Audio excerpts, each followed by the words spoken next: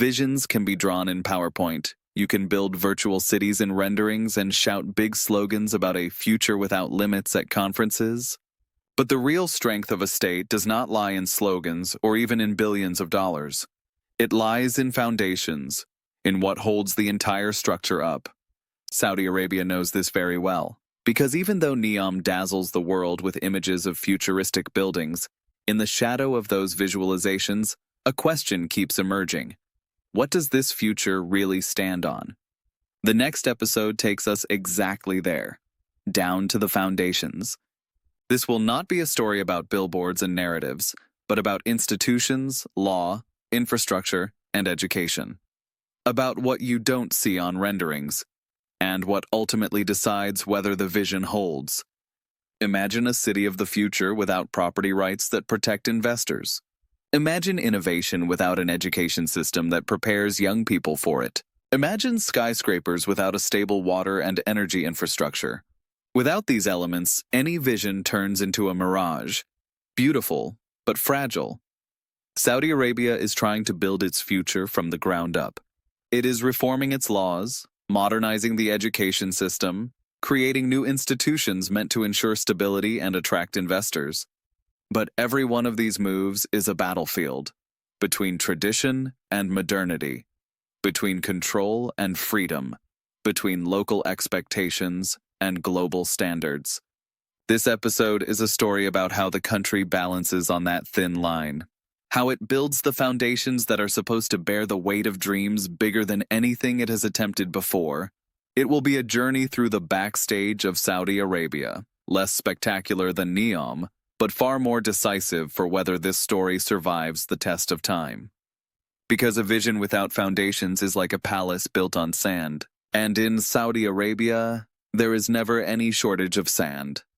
Every country that wants to build its future has to put its foundations in order first. In Saudi Arabia, those foundations are not skyscrapers or new technologies, but law and institutions. They decide whether billions in investments will stay in the country or evaporate like water in the desert heat. In the past, Saudi Arabia functioned like a grand organism based on loyalty to the ruling family and to religion. Contracts were sealed with a handshake, and the state acted more like a guardian than a regulator. But Vision 2030 and NEOM require something else, a legal system that convinces global investors this is a place where it's worth taking risks. And so for several years now, a quiet legal revolution has been underway in Saudi Arabia. New codes are being drafted, commercial courts are being created, new rules are introduced for intellectual property, for international arbitration, all of this so that a country once associated mainly with oil and religion now begins to evoke a different association, business security. But changing the law is only half the story. The other half is institutions, new offices, agencies and commissions that are meant to oversee massive projects. In Riyadh, arbitration centers are being created. In NEOM, special zones are being set up with their own regulations, designed to move faster than traditional bureaucracy. It is a bit like building a state within a state, a place with its own rules, more friendly to global capital. And it's precisely here that the first tension appears. Because law in Saudi Arabia is not just what's written on paper. It is also religious law, tradition, and unwritten codes. How do you reconcile Western-inspired legal codes with Sharia, which has regulated social life for centuries? How do you persuade a judge trained in classical Islamic jurisprudence to rule according to new commercial norms? These are questions that still hang over the whole system. Talking to a lawyer friend, Abdul Rahman hears, "We're learning this as we go. Every new regulation is a lesson, for us and for the state. But if we truly want to attract the world, we must show that Saudi Arabia can play by global rules." Aisha adds, from another angle, "Law isn't just for investors, it's for us, ordinary citizens. If we're supposed to believe in this future, we have to feel that the law protects us, not just restricts us." The foundation of law and institutions is the hardest part of the transformation. Technology can be bought, architects can be hired, visions can be rendered on a screen. But trust, from citizens or investors, cannot be bought. So in this episode, we see Saudi Arabia standing halfway. On one side, new codes, special zones, arbitration mechanisms. On the other, tradition, religion, and bureaucracy that still sometimes moves as slowly as a desert caravan. That tension will decide whether Vision 2030 becomes a stable edifice or remains a palace in the sand. The infrastructure foundation: energy, water, transport. Cities of the future are not built from dreams, but from concrete, steel, and cables. No computer rendering is enough if, underneath, there is no functioning water system, power grid, and transport network. Saudi Arabia knows that the foundation of NEOM is not skyscrapers, but pipes, power plants, and roads, things no one photographs, but which decide whether life in such a city is possible at all. Saudi Arabia is a desert country. Water has always been more precious here than gold. That's why NEOM begins with gigantic seawater desalination facilities. Engineers design systems that are supposed to provide clean water for hundreds of thousands of residents without overburdening the environment. In theory, it's innovation on a global scale. In practice, it is a race against time and against the desert, which does not forgive mistakes. Energy is the second pillar. For decades, Saudi Arabia lived off oil, but NEOM is meant to be a zero-emission city. That is why massive solar and wind farms are being built, as well as hydrogen plants. The authorities want to show the world that an oil country can become a leader in green energy. But this requires more than technology. It requires a reliable transmission network. One serious failure in supply would be enough to turn a futuristic city into ruins in the sand. The third pillar is transport. NEOM advertises itself as a place without cars, where people move by high-speed rail and electric vehicles. The vision is beautiful, but the logistics are complex. Because the desert is not Frankfurt or Tokyo, building a railway on such terrain means fighting sand, heat, and distances that are far more unforgiving in reality than in promotional animations. Abdul Rahman looks at a construction site where trucks bring in concrete in 40-degree heat. In the videos, it looks like a fairy tale. Here you can see it's a battle between humans and nature, he says. Aisha adds, but if they pull this off, it will be proof that nothing is impossible. Infrastructure is like the hidden backbone of the vision. It doesn't shine, it doesn't attract cameras, but without it, the entire body of the project falls apart. Saudi Arabia is therefore investing in solutions meant to both impress the world and work in everyday life. But everyday life, unlike the vision, knows no compromise. Water must flow from the tap every single day. Electricity must be on around the clock. Transport must run on time.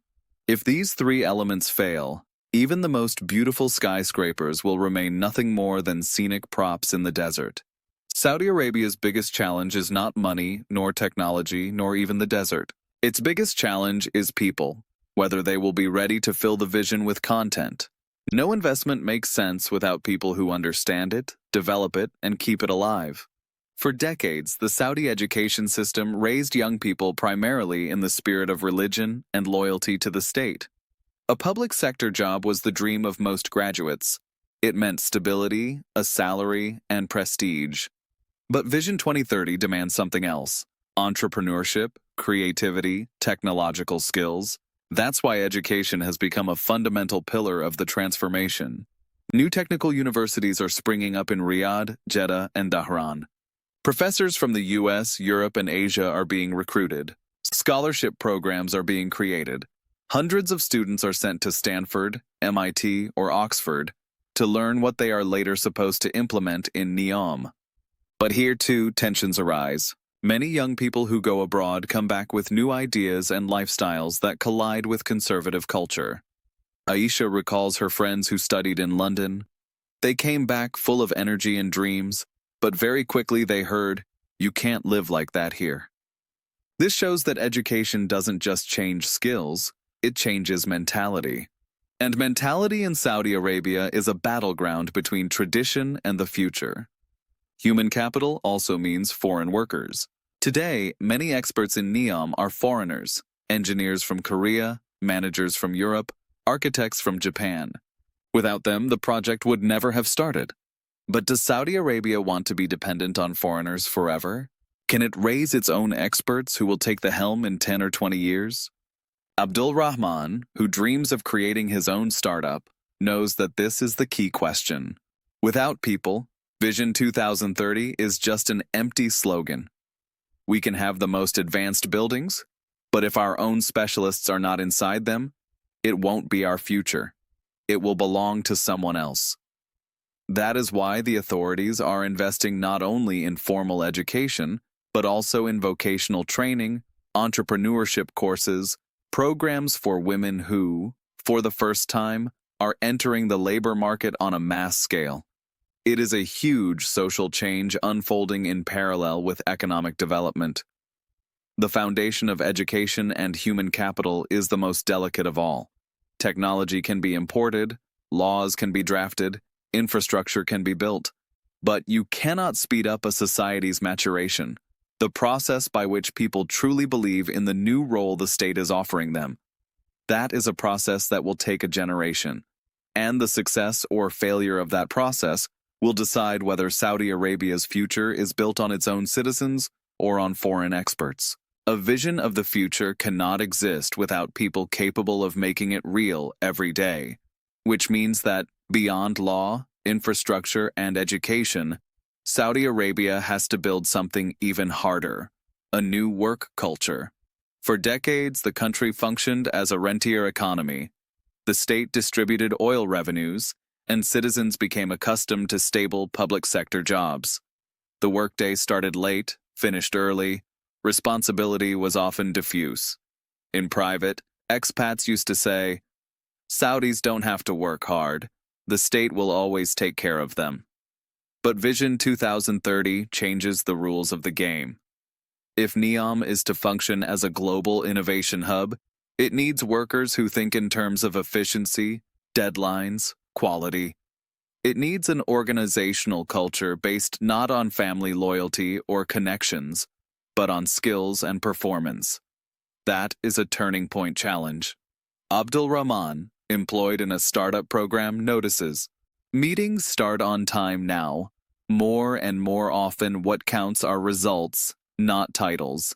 That's new for us, but not everyone wants to learn this. His words capture the tension between the old model of work and the new one that is only just being born. Organizational culture is also about office relations. In the past, hierarchy was rigid.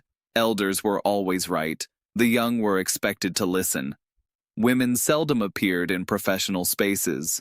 Today, you can see the changes. Young managers, women in project teams, foreigners as trainers. It's a mix that creates new standards. But every mix carries a risk of conflict. There is also the question of migrant labor. Many jobs, especially in construction and services, are done by workers from Asia and Africa. They bring their own work styles, often much more disciplined. Will Saudis be able to take over their roles and impose their own rhythm? Or will they remain supervisors, while NEOM's foundations continue to rest on foreign hands? Saudi Arabia is trying to move from a culture of dependence to a culture of responsibility. But such processes do not unfold in a year or even in a decade. They are generational shifts. From a woman's perspective, Aisha puts it like this: "For us, work is more than money. It's freedom, identity, a chance for our own life. If women really enter the workforce, the work culture will change faster than anyone expects." The foundation of work culture is not buildings, rules, or technologies. It is the everyday reality of offices, workshops, and factories. It is the way people approach their responsibilities and how they define success. Saudi Arabia stands before a choice. Will the new work culture become a real foundation for the future, or remain an imported model that never truly takes root in desert soil? Because even the most modern city needs not just workers, but citizens who believe their work matters.